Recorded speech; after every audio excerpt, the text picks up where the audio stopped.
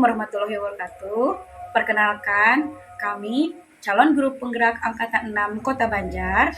Saya sendiri, Meilina Indriani SPD, dari UPTD SD Negeri 2 Hegarsari dengan fasilitator kami yaitu Ibu Fatimah Barkat SPD. Dan pengajar praktik saya yaitu Ibu Nia Kurniasi SPT. Perkenalkan, nama teman saya. Saya Vina Amelia SPD dari UPTD SDN 2 Hegarsari dengan pengajar praktik saya Bapak Haji Dede Darusman SPD MPD. Dan teman saya. Dan saya Tika Sumantika SPD dari UPTD SDN 2 Hegarsari dengan pengajar praktik Bapak Haji Dede Darusman SPD MPD. Baik, pada kesempatan kali ini kami akan melakukan praktik coaching dengan alur Tirta. Semangat dan selamat menyaksikan.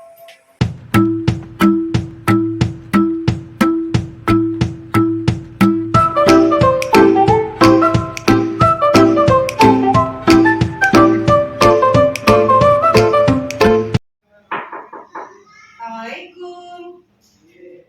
Waalaikumsalam Bu Tika. Silakan masuk Bu. Ya, terima kasih Bu Mei. Silakan. Iya. Apa Bu Tika?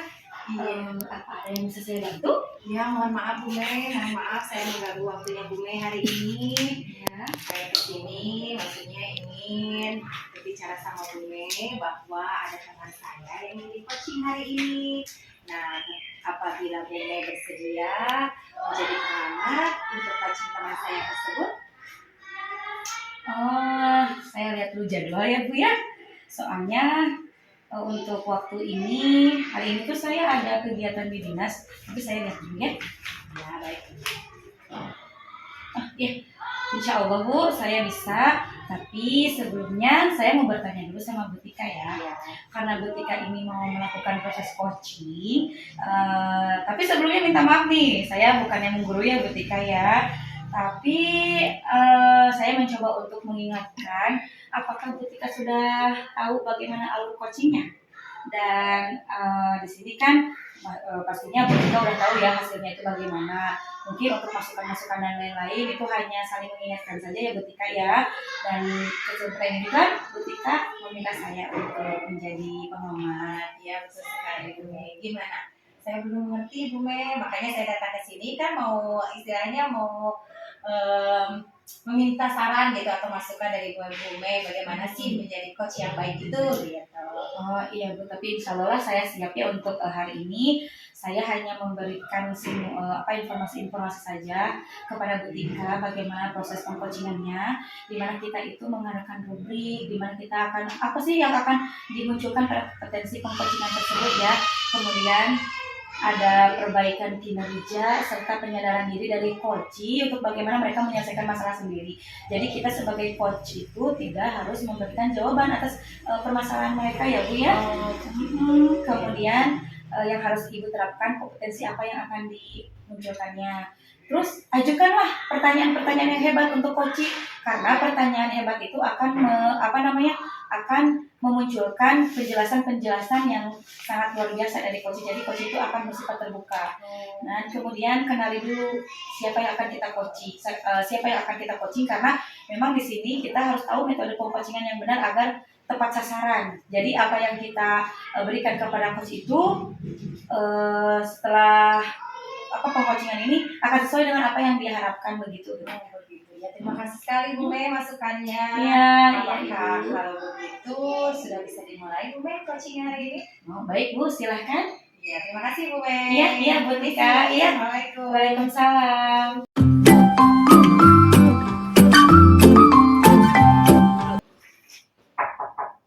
Assalamualaikum Ibu. Ya, waalaikumsalam Bu Pina, silakan masuk.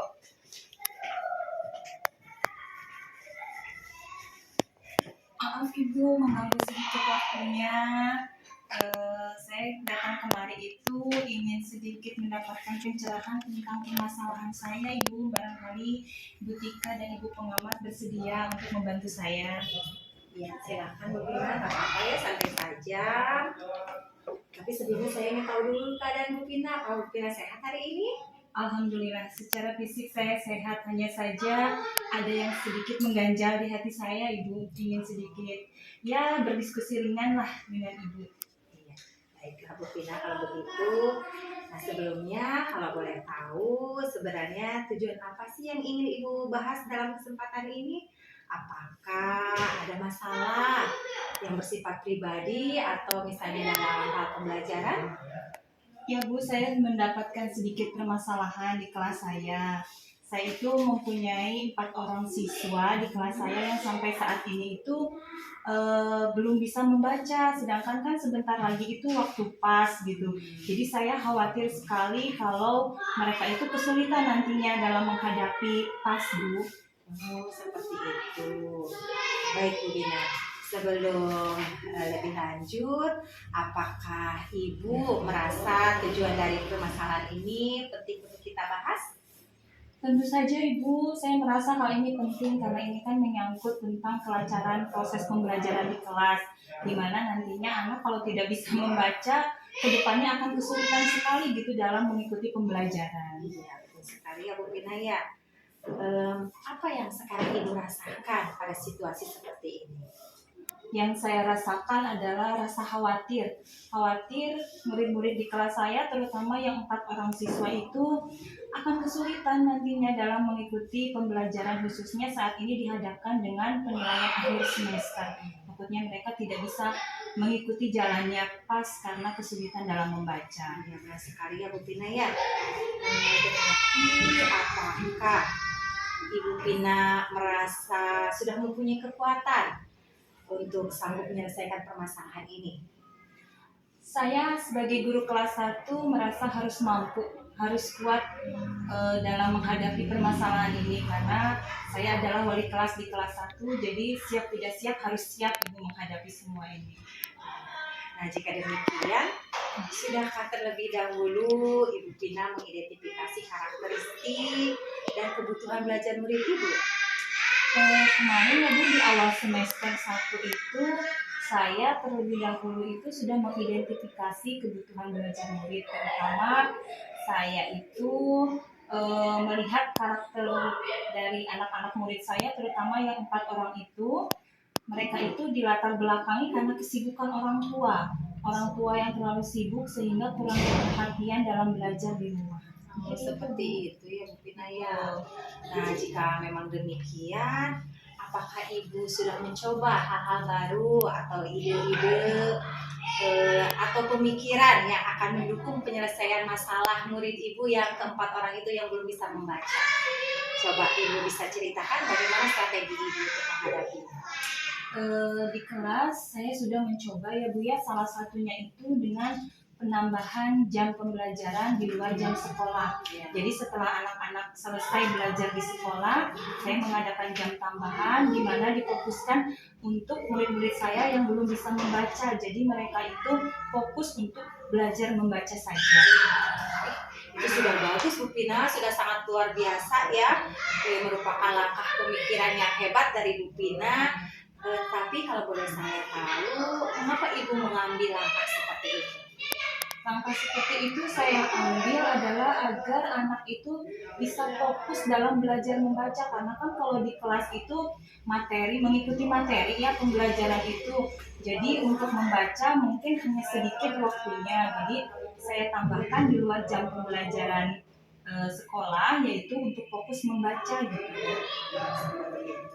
Selain memberikan jam tambahan, apakah ada alternatif lain yang sudah Ibu pikirkan? Bisa Ibu ceritakan?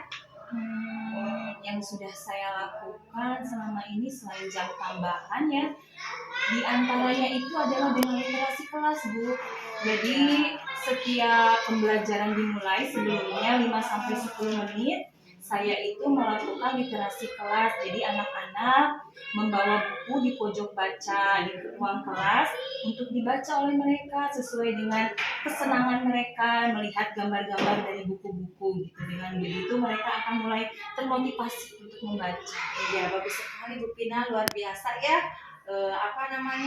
Langkah yang Ibu ambil untuk keempat murid ini yang masih belum bisa membaca ya khususnya. Nah, apakah hal tersebut dirasa Ibu sudah efektif bagi murid-murid Ibu yang khususnya belum bisa membaca?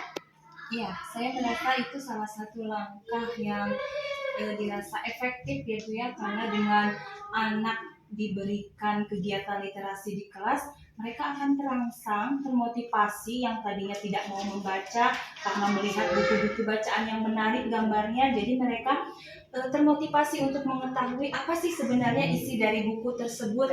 Jadi dengan demikian anak, oh iya saya mau mencoba nih untuk belajar membaca, meminta bantuan ibu gurunya, kemudian saya memberikan bantuan berupa pembelajaran dalam membaca tadi, walaupun baru sampai mengeja lah Bu, belum lancar membaca. Bagus sekali Bu Pina. Nah, lantas bagaimana dengan murid-murid Ibu yang tadi yang khususnya belum bisa membaca? Apakah dengan langkah ini memberikan adanya suatu perubahan atau peningkatan hasil belajar kepada murid-murid ya Bu ya? Khususnya tadi nih yang untuk keempat orang murid tadi yang masih belum bisa membaca. Ya, tentunya ada perubahan ya Bu ya, yang tadinya anak tidak mengenal huruf, sekarang sudah mengenal huruf. Kemudian sedikit demi sedikit mereka itu sudah mampu mengeja suku kata gitu. Walaupun belum lancar membaca kata atau membaca kalimat, setidaknya mereka sudah mampu mengeja lah per suku kata Bu. Iya, bagus sekali ya Bu Pina, luar biasa. Hal itu sudah memotivasi ya, memotivasi murid-murid Ibu untuk belajar membaca. Nah, jika demikian dalam menjalankan strategi atau ide-ide yang Bu Pina pikirkan itu, apakah ada hambatan? Apakah ada hambatan? Bagaimana cara menyelesaikan hambatan tersebut?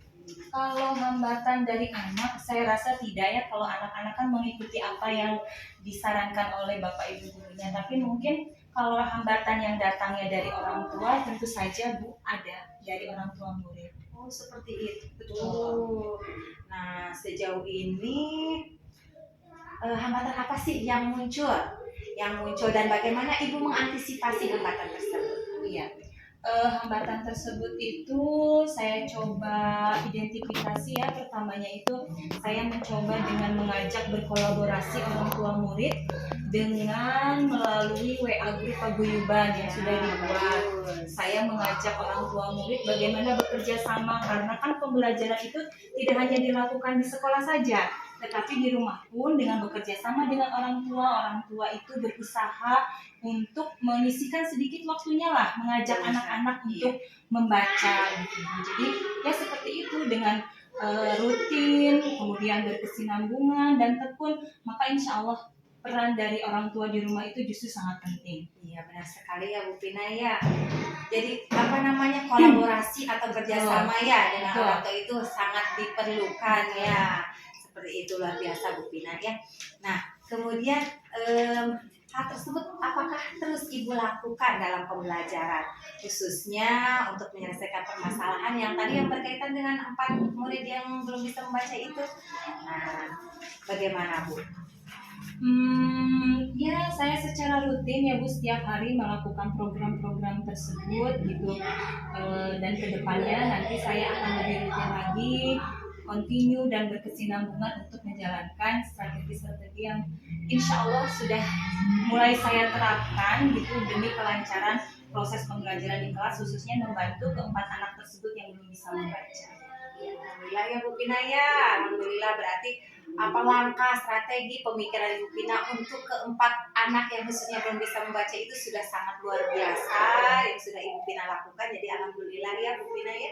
Nah, jika demikian bentuk tindak lanjutnya nih seperti apa Bu Pina? Tindak lanjutnya ke depannya itu ya berusaha untuk kegiatan-kegiatan yang ketiga itu ya Bu ya, dengan program literasi, kemudian kolaborasi, dan satu lagi dengan jam tambahan akan secara rutin dan berkesinambungan lah dilakukannya gitu. Jadi tidak hanya sebulan sekali, seminggu sekali, tapi lah rutin gitu.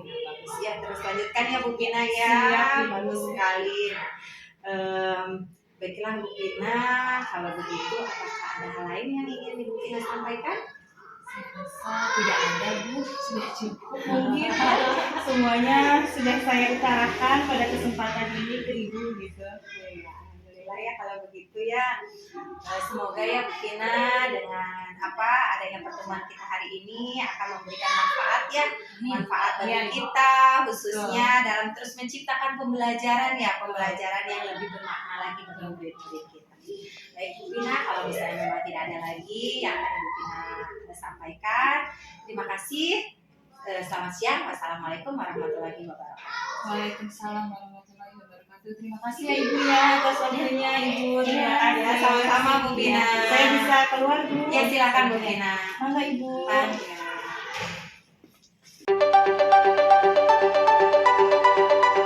Baiklah Bu Tika, tadi kan sudah melakukan coachingannya seperti itu. Dari kesimpulan yang saya dapatkan dari umpan balik itu sudah bagus ya. Jadi coach itu bisa menemukan solusi sendiri atas permasalahan sendiri. Itu kan keputusan coach sendiri akan seperti itu, dan itu keputusan yang memang dia miliki, kemampuan dia seperti itu. Tapi mungkin di sini ada hal-hal yang harus saya sampaikan. Untuk mungkin Ibu Tika akan melakukan coachingan kedua kepada Ibu Vina. Jadi ini yang perlu diperhatikan sama Ibu Tika ya. Maaf sekali lagi bukan Bu ya Bu ya. Karena memang saya bagaimana Bu? Ya begini ya, yang pertama itu tadi pertanyaan yang mendalam itu sudah ada ya, sudah muncul, tapi di situ Ibu Tika harus memperdalam lagi pertanyaan-pertanyaan untuk bagaimana solusi yang memang benar-benar top solution ya untuk coach itu sendiri ya Ibu ya. Itu yang saya garis bawahi. Kemudian pemberian umpan baliknya Bu. Iya, pemberian umpan balik untuk coach ini jadi harus dipertimbangkan juga, karena dengan adanya umpan balik yang bagus, maka di sini akan ada memberikan sedikit lebih nyaman dan keterbukaan oleh coach itu sendiri dalam coachingan ya. Dan kemudian tadi sudah bagus ya, Ibu sudah mengenal mungkin karena Bu Vina dan Ibu Tika sudah lama berada di SD sini ya. Jadi kan karena saya baru ya Bu ya, jadi udah tahu sama-sama karakteristiknya dan bagaimana win-win solution-nya, bagaimana Ibu Tika mempertanyakan hal-hal yang memang bisa dibangkitkan dari coach ini, itu sudah bagus. Tapi di sini harus tentu pada self discovery-nya. Self discovery itu memfasilitasinya itu sebaik mungkin untuk coaching. Yang saya alami itu seperti itu ya Ibu ya. Nah, tapi di sini udah bagus ya Ibu sebagai sebagai coach dan coach ini sudah bisa mendorong dan memperdayakan coach untuk bagaimana keputusan itu bisa berdampak besar kemungkinan di kemudian hari oleh coach itu sendiri ya Ibu ya. Dan satu kali lagi mungkin mengubah perspektifnya. Jadi mengubah perspektifnya itu jangan mempersulit dari pertanyaan-pertanyaan Ibu, jangan mempersulit coach itu sendiri. Jadi berilah pertanyaan yang memudahkan coach untuk menggali keterbukaan coach dalam permasalahan tersebut. Nah, terus saya harap untuk lebih continue lagi ya Bu ya, berkesinambungan lagi dan bisa memfasilitasi lagi, kemudian permasalahan yang dihadapi coach itu sudah bisa memberikan keputusan yang terbaik dan solusi yang terbaik juga bagi coach sendiri untuk kedepannya.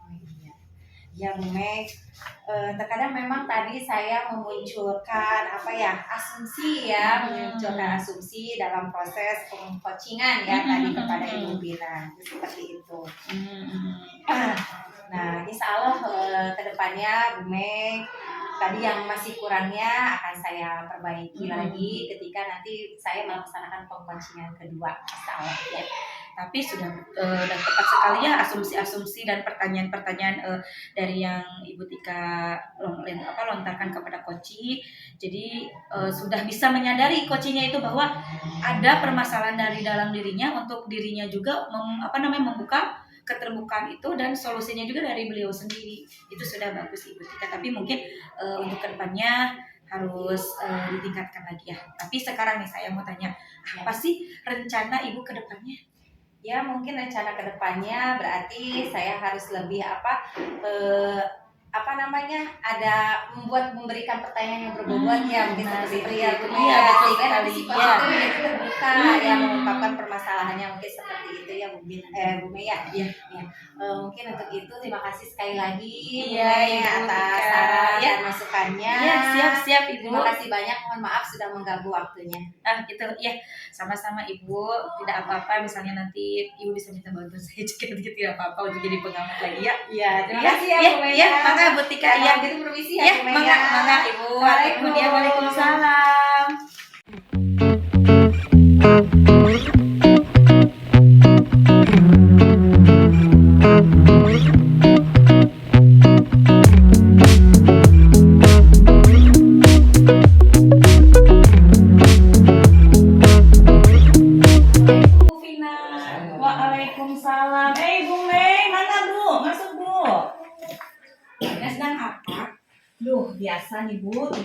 administrasi yang belum terselesaikan.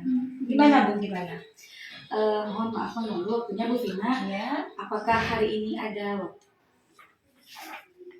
mungkin sebelum pukul 12 bisa Bu. Bagaimana memang Bu? Saya mau minta bantuan sama Bu Vina. Pada hari ini teman saya itu akan melakukan proses coaching seperti itu. Tapi di sini kan saya butuh pengamat ya. Nah, saya ingin minta bantuan Bu Vina untuk jadi pengamat saya untuk proses coaching nanti. Gimana? Apa Gitu gimana ya, Bu, ya? waktu? Iya. Insya Allah siap Bu ya. Tapi sebelumnya begini ya Bu. Ibu kan akan melakukan proses coaching ya. Saya itu bukan bermaksud menggurui ya Bu ya, tapi saya hanya mau mengingatkan tentang beberapa hal saja. Begini Bu, bahwasannya kan kita akan melaksanakan proses coaching, ada beberapa hal yang perlu diperhatikan ya terkait kompetensi seorang coach. Yang pertama yaitu kehadiran penuh, di mana seorang coach itu harus fokus terhadap coachingnya. Yang kedua, coach itu harus menjadi pendengar aktif ya, di mana seorang coach harus fokus mendengarkan apa yang menjadi pokok permasalahan dari si coach itu. Iya. Dan yang ketiga, coach itu harus menyampaikan pertanyaan yang berbobot Bu, agar coach terbuka potensinya untuk menyelesaikan masalahnya sendiri. Begitu mungkin Bu Mei? Siap Bu Vina. Baik, jadi terima kasih atas saran dan masukannya ya. Kalau begitu kita mulai saja ya proses Boleh. coachingnya. Boleh silakan dipanggil Ya. ibu guru yang akan melaksanakan coachingnya. Ya, terima kasih ya Bu ya. Mangga Bu Mei. Assalamualaikum. Waalaikumsalam. Bu Tika. Boleh saya masuk Bu Mei? Boleh, Bu Vina? boleh, boleh. Mangga, Silahkan, Bu. Bu. Terima kasih Bu Mei, Bu Vina. Iya. Aduh, Bu Tika, bagaimana kabarnya hari ini? Alhamdulillah baik Bu Mei. Iya, katanya mau bercerita ke saya bagaimana tentang apa yang dipermasalahkan Ibu. Coba cerita, ada apa sebenarnya? Iya Bu Mei, maksud kedatangan saya ke sini, saya ingin bercerita tentang permasalahan yang saya hadapi Bu Mei. Nah kemarin kan saya itu disupervisi ya sama pengawas. Setelah disupervisi, saya mendapat teguran dari Bapak Kepala Sekolah. Kenapa? Katanya pada saat mengajar, saya tidak menggunakan buku teks. Padahal waktu itu saya mengajar tentang pengamatan lingkungan sekolah ya. Lalu pengawas langsung berbicara kepada kepala sekolah sehingga saya mendapat teguran dari Bapak Kepala Sekolah. Apakah Ibu bisa memberi solusi atas permasalahan saya? Oh, begitu. Tapi menurut saya, Ibu sudah memiliki potensi yang bagus ya dengan mengajar metode mengajar yang tanpa buku, kemudian dengan memanfaatkan sumber daya sekolah. Tapi ketika mengajar, Ibu mengacu kepada kurikulum apa? Kurikulum tentunya Bu Mei, saya dalam mengajar tentu mengacu pada kurikulum, kemudian saya juga melihat bahan ajar gitu seperti itu ya. Apa istilahnya? Nah, ketika saya mengajar itu tetap saja kata ibu pengawas harus tetap menggunakan buku teks seperti itu Bu. Salah. Oh, begitu. Tapi menurut saya Ibu Tika itu sudah memiliki potensi dalam mengajar ya. Maksud di sini mengajar yang tanpa buku dan bisa mengelola sumber daya sekolah. Tapi di sini saya mau bertanya kepada Ibu Tika, apakah Ibu Tika sudah mengacu pada kurikulum atau tidak? Sudah Bu, tentunya saya sudah mengacu pada kurikulum. Tetapi pengawas bilang kenapa tetap tidak memakai buku teks gitu, padahal saya sudah menggunakan KADE, kemudian kurikulumnya juga sudah sesuai. Ternyata pengawas tetap saja harus menggunakan buku teks seperti itu Bu. Solusinya kira-kira bagaimana Bu? Tapi sebelumnya nih ya Bu, pada diskusi kali ini, apakah kita mencari solusi atau apa yang diinginkan Ibu pada kegiatan diskusi ini? Ya, tentunya saya datang ke sini ingin mencari solusi ya Bu Mei, untuk menjelaskan kepada kepala sekolah bahwa cara mengajar saya itu tidak salah gitu. Saya tetap sudah mengacu kepada kurikulum gitu ya. Hanya kadang-kadang memang saya selalu menggunakan beberapa media di luar buku teks supaya anak-anak tidak merasa bosan gitu Bu. Nah kemudian kadang saya juga menggunakan video pembelajaran. kemudian mengajak anak-anak belajar di luar gitu supaya menyenangkanlah pembelajaran yang saya lakukan tersebut. Jadi bagaimana ya Bu caranya supaya saya dapat menjelaskan gitu kepada kepala sekolah? Oh iya, kalau begitu, jadi yang diharapkan pada hari ini itu ibu bisa menemukan solusi dan masalah yang ibu hadapi pada hari ini ya. Iya. Tapi sebelumnya ketika pembelajaran persiapan bahan ajar apa untuk murid. Saya sudah menyiapkan mulai dari RPP, Bu Mei, kemudian media, kemudian saya juga menggunakan PowerPoint gitu ya. Betul. Kemudian anak-anak kan nanti melakukan pengamatan tuh di luar kelas ya. Lalu saya akan mencoba merespon pertanyaan dari murid. Hanya saja memang kebetulan pada saat itu saya tidak memegang buku teks gitu seperti itu. Oh begitu. Padahal itu sudah bagus ya Bu ya menurut saya. Jadi ibu sudah memanfaatkan lingkungan, kemudian udah mengembangkan potensi yang ibu miliki sebagai bahan acuan dengan membuat media pembelajaran yang tadi ibu katakan. Tapi ketika mengajar tanpa buku teks, kiranya ada kendala atau tidak? Kalau sejauh ini, alhamdulillah ya Bu ya tidak ada kendala. Bahkan sebelum saya mengajar sudah saya siapkan segala sesuatunya. Saya siapkan bahan acuan, saya membuat media pembelajaran, kemudian saya merangkum juga dari berbagai buku, lalu saya sajikan dalam PowerPoint supaya menarik perhatian anak-anak, begitu Bu maksudnya. Itu luar biasa menurut saya ya Bu ya. Jadi ibu memang sudah memanfaatkan IT, sudah memanfaatkan sumber belajar yang lain lah selain buku teks ya seperti itu. Nah di sini hasilnya bagaimana? Alhamdulillah ya Bu Mei ya setelah melakukan pembelajaran seperti itu anak-anak malah jadi termotivasi gitu ya, termotivasi untuk belajar gitu. Kemudian kan mereka dari hasil penemuan pengamatan tadi di luar kelas itu kan hasilnya ditempel gitu Bu Mei, ditempel di di pohon literasi sehingga anak-anak yang lain kan bisa melihat gitu ya hasil dari kelompok yang lain gitu seperti itu Bu. Oh, kalau begitu pada intinya mah anak-anak itu sudah bisa memberikan motivasi ya dalam dirinya untuk senang belajar. Iya. Iya Bu, anak-anak menjadi lebih senang, lebih bersemangat gitu ya. Kemudian kan di sana juga jadi terlihat gitu ya kompetensi sosial emosional mereka itu seperti itu Bu. Nah sekarang kira-kira ibu mau menyampaikan apa kepada kepala sekolah? Iya, sekarang mungkin nanti saya akan datang ya Bu ya kepada kepala sekolah mencoba menyampaikan bahwa sebenarnya dalam pembelajaran saya itu tidak ada yang salah gitu ya Bu ya. Karena memang saya hanya menggunakan lingkungan belajar gitu sama media lainnya. Nah, yang memang yang menjadi kendala itu mungkin memang di dalam RPP saya tidak mencantumkan seperti itu Bu. Iya. Jadi pengawas merasa kenapa tidak dicantumkan buku teks tersebut mungkin seperti itu Bu. Oh ya, itu sudah bagus ya Bu ya. Nanti ibu jelaskan saja kronologisnya kepada kepala sekolah ya, tahapan-tahapan alur-alur yang sudah ibu sampaikan kepada saya. Iya. Tapi kapan ibu mau menghadap ke sekolah? Saya pikir secepatnya ya Bu ya, saya akan menghadap kepada kepala sekolah. Sebelumnya juga saya sudah berdiskusi ya sama rekan kerja saya yang lainnya. Jadi ibu sekarang sudah tahu apa yang harus ibu lakukan? Ya mungkin seperti itu Bu Mei. Jadi sedikitnya sekarang saya mengetahui gitu bagaimana sih caranya saya akan menghadap kepada kepala sekolah gitu seperti itu.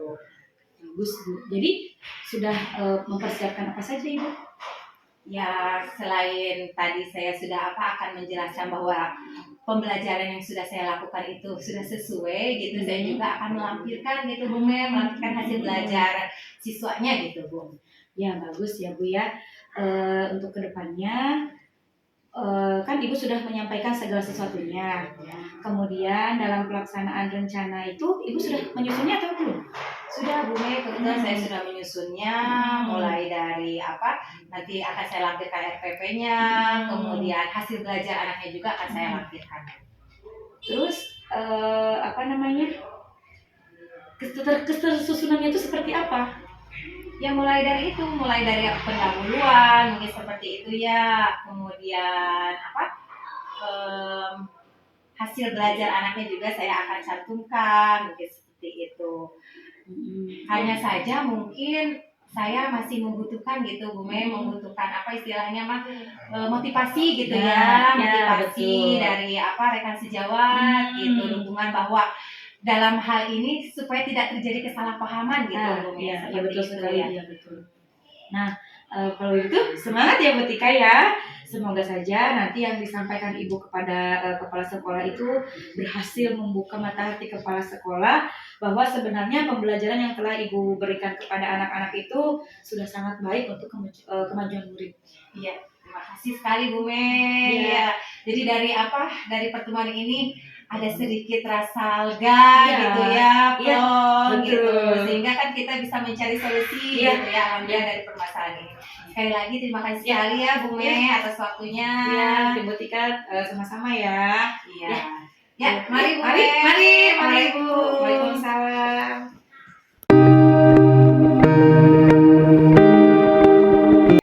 Baiklah Bu Mei, setelah tadi saya mengamati proses coaching antara Bu Mei dan Ibu Tika ya, yang telah tadi Ibu lakukan, di mana tujuannya itu sudah sangat baik ya. Coach sudah mampu menyampaikan kepada coachee sebagai pembuka. Namun, saya di sini mempunyai catatan-catatan kecil yang mungkin dapat membantu pengembangan ke depannya lagi seperti apa dalam proses coaching ya. Ya, baik.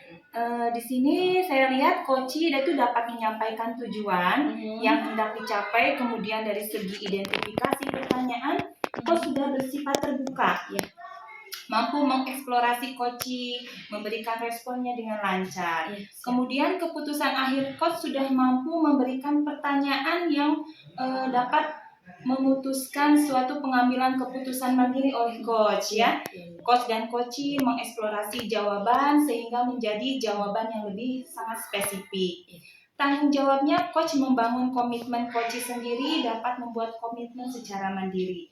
Hanya dalam penyampaian pertanyaan yang berbobot itu saja mungkin yang perlu ditingkatkan lagi, lebih menggali kembali pertanyaan yang dapat mengeksplor secara dalam dari si coaching itu ya Ibu ya. Siap ya, terima kasih Ibu Vina atas saran dan kritikan dan masukannya kepada saya. Insya Allah pada bagian yang masih kurang tadi saya akan tingkatkan lagi dengan cara terus berlatih untuk praktek coaching di kemudian hari ya. Ya, bagus sekali Ibu ya. Terima kasih ya Bu Vina ya atas waktunya. Sama-sama Ya, Ibu. kalau begitu saya ada kelas, saya pamit dulu ya. Iya baik. Terima kasih Bu. Sama-sama. Iya, semangat ya. Punten, assalamualaikum. Waalaikumsalam Bu Mei.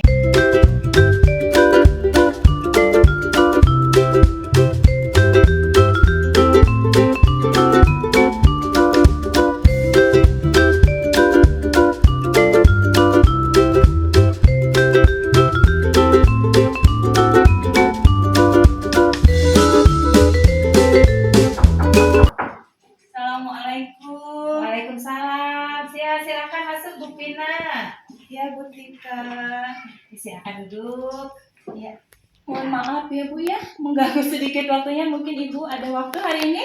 Iya, tidak apa-apa Bu Vina, insya Allah saya bisa ya. Ini Bu, saya mempunyai teman yang mempunyai sedikit permasalahan. Mungkin Ibu bersedia menjadi pengamat dalam proses coaching kami gitu Bu? Ya insya Allah Bu Vina, insya Allah untuk waktu hari ini saya bisa. Tapi apa yang harus saya persiapkan ya dalam nanti melakukan pengamatan selama proses pengcoachingan? Sepertinya tidak ada yang harus dipersiapkan secara khusus ya Bu ya. Mungkin Ibu sebagai pengamat hanya melihat dan mencatat refleksi pengcoachingan nanti. Jika ada sesuatu hal yang memang bisa dijadikan saran dan kritik untuk kemajuan tahap selanjutnya, maka dengan sangat lapang dada kami menerimanya Ibu. Ya, baiklah Bu Vina, tapi bagaimana seharusnya pengcoachingan tersebut agar bisa berjalan lancar? Ada masukan dari Ibu? Ya begini ya Bu ya. Tapi sebelumnya saya mohon maaf, bukan bermaksud ingin menggurui ya Bu Vina ya. Tetapi memang dalam proses pengcoachingan itu ada sebenarnya ada tiga tahap ya, atau ada beberapa hal yang perlu Ibu perhatikan. Yang pertama itu seorang coach itu harus kehadiran penuh gitu ya, atau full present gitu ya, dimana seorang coach itu harus fokus terhadap coachi gitu, harus benar-benar memperhatikan si coachi. Nah kemudian yang kedua, coach itu harus menjadi pendengar aktif seperti itu, dimana coach itu harus fokus mendengarkan apa yang menjadi pokok permasalahan si coachi. Nah kemudian yang ketiga, seorang coach itu harus pandai menyampaikan pertanyaan. Ya, pertanyaannya yang harus berbobot ya Bu Pina ya, agar si coach tersebut nantinya bisa terbuka gitu, terbuka mengemukakan potensi atau permasalahan sehingga si coach mampu menyelesaikan masalahnya sendiri. Jadi seperti itu ya Bu Pina ya. Baik Bu Tika, terima kasih untuk masukan dan sarannya. Tapi bisa kan Ibu pada kesempatan ini? Ya insya Allah Bu Pina saya bisa. Ya alhamdulillah, terima kasih Ibu. Nanti saya akan hubungi Ibu kembali. Saya mau panggil rekan saya tersebut. Iya silakan Bu Pina. Ya. Sama-sama. Makasih Bu. Iya sama-sama Bu Pina.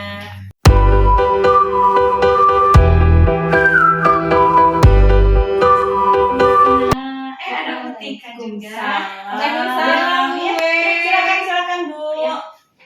Maaf ya Bu mengganggu. Tidak apa-apa Bu. Ya silakan. Bagaimana Bu Mei? Apakah ada yang ingin Ibu bicarakan? Iya Bu, ini untuk kepentingan saya ke depannya. Bagaimana hari ini Ibu Mei kabarnya terlebih dahulu?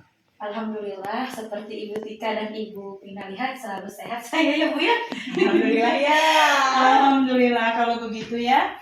Apakah Ibu Mei berkenan meluangkan waktunya sebentar ya Bu ya? Saya hanya ingin tahu apakah saya bisa meringankan beban Ibu Mei atau tidak. Ya Ibu, alhamdulillah ya Bu ya. Jadi saya ingin ada proses ini untuk membebankan dengan beban saya untuk permasalahan yang saya hadapi sekarang Ibu. Saya rasa ini sangat penting ya untuk kelancaran dalam proses pembelajaran ya Bu Mei. Iya, oh ya. Apa yang Ibu rasakan pada situasi seperti saat ini Bu? Sebenarnya saya itu sedang kebingungan Bu Fin. Bingung bagaimana Bu? Sesuai pengamatan saya di kelas Bu Mei ini sepertinya ya masih ada orang tua yang berada di kelas ya Bu Mei. Iya gitu Bu. Bu Mei mengalami kesulitan untuk menyuruh orang tua murid itu keluar. Orang tua memang tidak boleh berada di dalam kelas sesuai dengan kesepakatan sekolah. Kenapa ya? Begini Bu, saya sudah beberapa kali memberitahu kepada salah satu orang tua murid tersebut untuk keluar dan setidaknya mendampingi anaknya itu setelah di gerbang mah sudah saja gitu ya. Tapi entah kenapa orang tua yang satu ini suka ingin barengan sama anaknya itu di kelas begitu Bu. Itu yang jadi kebingungan saya. Selalu saja menemani anaknya dari awal sampai akhir. Bukannya di dalam di luar kelas, tapi ini di dalam kelas begitu Bu. Kalau begitu, sebelumnya apakah kesepakatan kelasnya itu sudah diketahui untuk semua peserta didik? Sudah Bu. Jadi sebelum saya memberikan keyakinan dan kesepakatan kelas itu, saya kan ada peraturan tata tertib kelas, di mana turunan dari keyakinan kelas dan kesepakatan kelas itu sudah saya berikan penjelasan kepada semua warga kelas saya begitu Bu. Apakah kesepakatan kelas sudah Bu Mei jelaskan juga dengan melibatkan orang tua murid? Iya sudah Bu, ketika saya sudah menyelesaikan kesepakatan kelas dengan murid-murid saya, besoknya saya mengundang orang tua murid untuk mendengarkan apa yang menjadi kesepakatan kelas yang telah kami sepakati bersama dengan murid-murid saya Bu. Jadi istilahnya berkolaborasi gitu loh Bu, dan mengkaji apakah kesepakatan kelas itu memang betul berdasarkan atas apa yang diinginkan kami bersama, atau dengan Bu?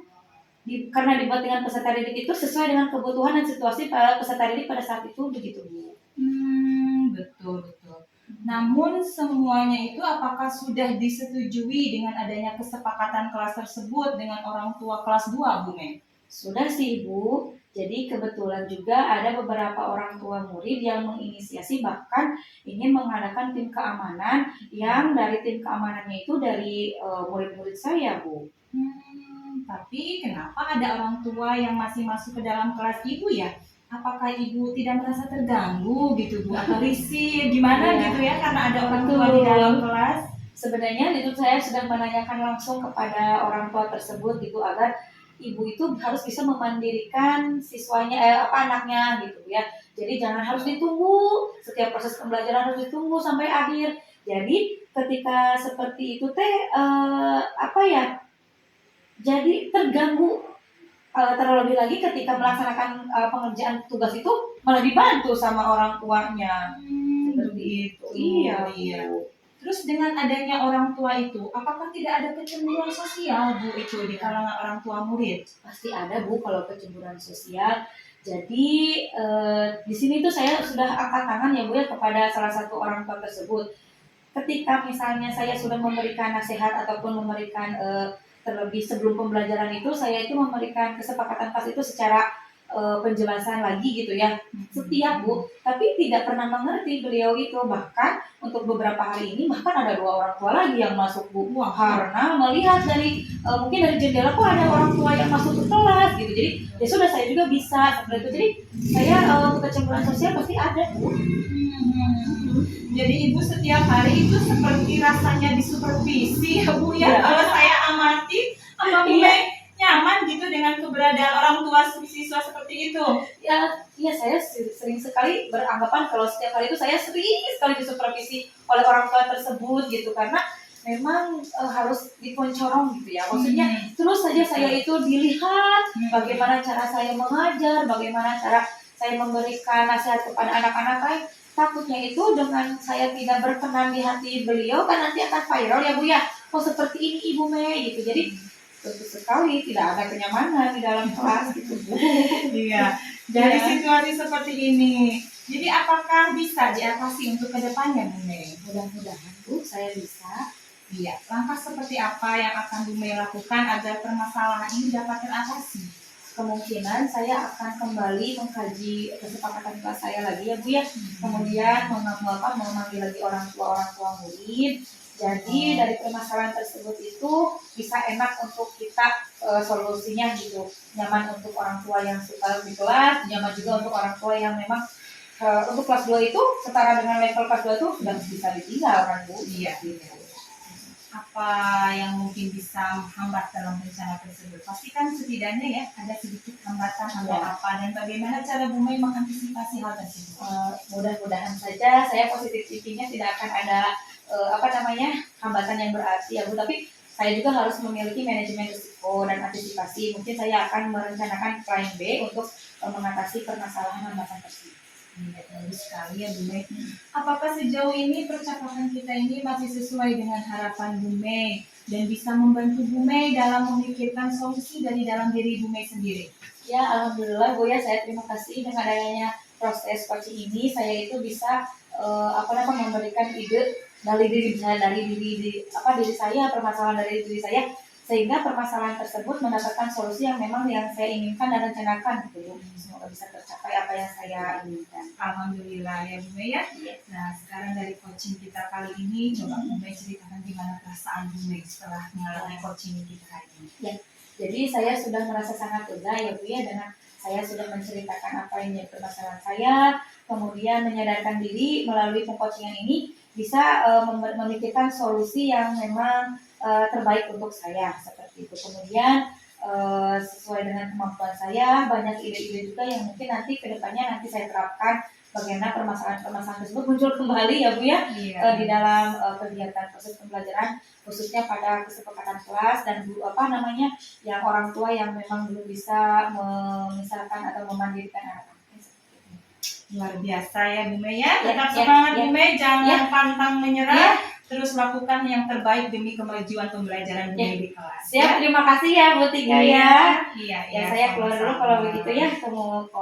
Udah istirahat, saya belum sholat ya Bu ya. Iya. Terima kasih ya Bu Tika ya. Terima kasih Bu Iya, Tika. silakan Bu Mari, Mei. Assalamualaikum. Waalaikumsalam. Bu, setelah tadi saya mengamati proses coaching yang Ibu lakukan bersama Ibu Mei ya. Mungkin ada beberapa hal, mohon maaf ya Bu Pina yang perlu saya sampaikan. Sebenarnya secara umum proses coaching yang sudah Ibu lakukan itu sudah bagus ya Bu ya, Iya. sudah sangat luar biasa. Akan tetapi saya harus menyampaikan beberapa catatan kecil lah terkait untuk peningkatan proses coaching selanjutnya. Iya. Mungkin yang pertama ya Bu ya, yang harus Ibu tingkatkan itu misalnya Ibu harus lebih mendengarkan aktif gitu ya, harus menjadi pendengar aktif, di mana nanti Ibu bisa meningkatkan lagi dan terus lebih fokus dalam mendengarkan apa yang menjadi pokok permasalahan yang disampaikan oleh coach ya, sehingga nanti kan adanya keterbukaan ya, ada keterbukaan dari si coach itu dalam menyampaikan permasalahannya. Nah, kemudian yang kedua, dalam penyampaian pertanyaan, dalam menyampaikan pertanyaannya itu yang harus berbobot ya Bu Pina ya. Nah, sehingga nanti kan si coach akan termotivasi gitu, termotivasi mencari solusinya sendiri. Mungkin seperti itu ya Bu Pina.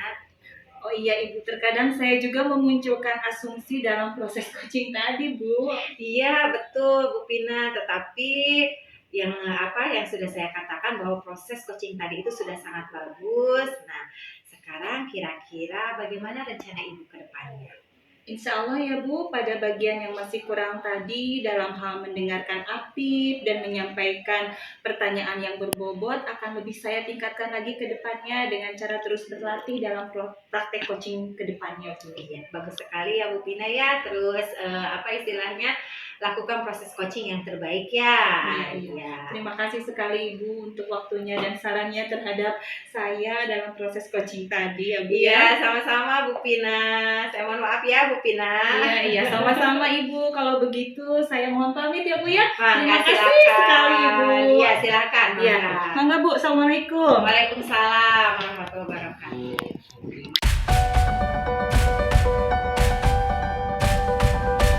Assalamualaikum warahmatullahi wabarakatuh. Nama saya Tia Simantika, saya dari UPTD SDN. Dalam hal ini, tadi bersama rekan saya sudah melakukan proses coaching. Nah, di mana ketika di sini saya akan melakukan refleksi di mana pada saat saya menjadi seorang coach, menjadi seorang coachee dan juga menjadi seorang pengamat.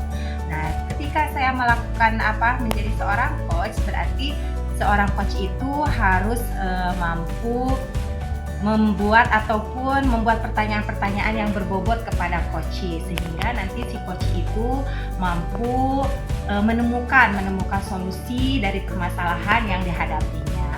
Ketika saya menjadi coachee, nah di sana berarti saya harus menyampaikan apa yang menjadi permasalahan saya dengan pertanyaan-pertanyaan yang diajukan oleh seorang coach, maka si coach tersebut adalah akan mampu menyelesaikan solusi atau permasalahan yang dihadapinya. Nah, ketika saya berperan sebagai pengamat, berarti di sana seorang pengamat tersebut harus mampu memberikan arahan kepada seorang coach agar coach dapat mengetahui apa saja yang harus dilakukan ketika melakukan pengcoachingan kepada coach. Mungkin seperti itu. Terima kasih. Wassalamualaikum warahmatullahi wabarakatuh. Assalamualaikum warahmatullahi wabarakatuh. Nama saya Vina Amelia dari UPTD SDN 2 Hegasari. Pada kesempatan ini saya akan merefleksikan diri saya tentang praktek coaching yang sudah saya lakukan, yaitu mulai dari menjadi seorang pengamat, sebagai coach maupun sebagai coaching. Di awal saya berperan sebagai seorang pengamat ya, di mana pengamat itu harus memiliki asumsi-asumsi yang dapat memberikan motivasi bagi si coach itu dalam proses coaching. Kemudian saya juga berperan sebagai coach, di mana coach itu mempunyai peranan yang sangat penting, yaitu menggali pertanyaan-pertanyaan yang nantinya menjadi sebuah pertanyaan berbobot yang disampaikan kepada coachee, di mana coachee nanti itu harus merasa dirinya itu nyaman dalam menyampaikan segala sesuatu permasalahan yang ada di dalam dirinya. Jadi terbuka, kemudian menjadi lebih menyenangkan, tidak takut merasa dirinya itu seperti sedang dijudge, seperti seperti itu. Kemudian yang selanjutnya adalah saya merasa menjadi seperti coachee ketika proses coaching tadi, yaitu justru saya merasa dengan coach tadi yang dengan pertanyaan-pertanyaan yang dilemparkan oleh dari coach itu, saya merasa justru lebih plong, lebih terbuka. Karena kenapa? Sebagai coach itu memantik saya itu untuk memberikan pertanyaan yang lebih terbuka gitu, menyenangkan, sehingga saya sebagai coach pun tidak merasa diri saya itu sedang dijudge atau apa. Justru saya memberikan jawaban-jawaban yang lebih terbuka, perasaan-perasaan saya terhadap permasalahan-permasalahan yang saya hadapi itu. Mungkin itu saja yang dapat saya sampaikan pada kesempatan kali ini. Terima kasih. Wassalamualaikum warahmatullahi wabarakatuh. Ya, Assalamualaikum warahmatullahi wabarakatuh. Saya Melina Intiani dari UPTD SD Negeri 2 Gansari. Kebetulan saya dengan dua teman saya telah melakukan proses praktek coaching, dan saya akan memberikan perasaan saya bagaimana sebagai coaching, bagaimana sebagai coach dan pengamat ya. Pertama saya mendalami peran sebagai pengamat dulu. Di sini saya dari pengamat itu harus benar-benar memberikan asumsi-asumsi yang berbobot kepada coach, di mana nanti akan berdampak besar bagi perubahan-perubahan yang akan disampaikan oleh coach pada coachee. Nah, setelah itu harus melihat bagaimana penilaian-penilaian yang telah akan disampaikan, bagaimana nih dari rubrik penilaian serta kompetensi-kompetensi apa yang akan dimunculkan pada saat pengembangan pelatihan praktek coaching tersebut kepada coach gitu, seperti itu. Dan peran saya terhadap coachee yaitu saya harus benar-benar memberikan keterbukaan kepada apa yang menjadi masalah saya dan memberikan solusi yang terbaik sesuai dengan kemampuan saya, dan harus mendengarkan apa yang menjadi pertanyaan-pertanyaan dari coach ya, seperti itu. Dan itu sangat berat sebetulnya bagi orang-orang yang introvert gitu ya, dimana mereka itu tidak bisa memberikan hal-hal yang memang diberikan kepada coach, coach tersebut akan kesulitan terhadap keterbukaan tersebut. Jadi kita sebagai coach juga harus menyadarkan diri bahwa kita itu perlu bantuan orang lain untuk merubah. Dan perasaan saya dalam peran saya sebagai coach, di situ saya harus benar-benar memperlihatkan kondisi si coachee gitu ya. Karena kondisi coachee itu sangat mempengaruhi apa yang menjadi pertanyaan-pertanyaan yang berbobot yang telah si coach itu sampaikan kepada coachee. Jadi harus melihat bagaimana pengenalan karakteristik, bagaimana metode setelah kita mengenali karakteristik coachee, si coach itu bisa memberikan metode-metode yang baik untuk pemahaman, apalagi memberikan pertanyaan-pertanyaan yang berbobot kepada coachee agar keterbukaan itu muncul, dan akhirnya coachee bisa memberikan solusinya sendiri untuk kemampuannya sendiri dan bagi perubahan dirinya sendiri ke depannya. Terima kasih.